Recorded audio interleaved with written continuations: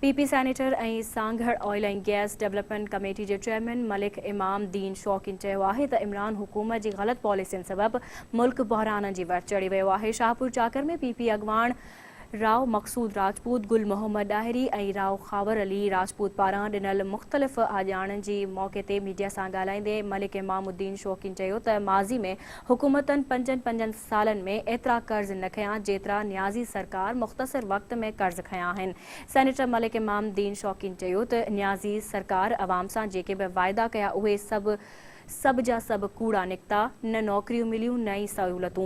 उन चयो त सिंध खे FC अवॉर्ड बि न मिली सघियो, जंहिं करे सिंध काफ़ी मुश्किलातनि खे मुंहुं ॾेई रही आहे। सैनेटर मलिक इमामुद्दीन शौक़ीन चयो त ज़िले सांगहड़ मां निकिरंदड़ तेल ऐं गैस मां मिलंदड़ रॉयल्टी मां काफ़ी तरक़ियाती कम कराया वेंदा, स्कूलनि खे फर्नीचर ऐं ॿियूं शयूं मुहैया कयूं वेंदियूं। मलिक इमामुद्दीन सियासी समाजी शख़्सियतनि बशीर अहमद भट्टी, हलीम धामरा, सजन ख़ान ॾाहिरी, अफज़ल भट्टी जे लाॾाणे ते संदन पोयरनि सां ताज़ियत पिणु कई। उन मौक़े ते साणस शकील अहमद भट्टी, इमरान हैदर धामरा, मलिक मूसा, शराफत ख़ान ज़ादो ऐं ॿिया पिणु मौजूदु हुआ।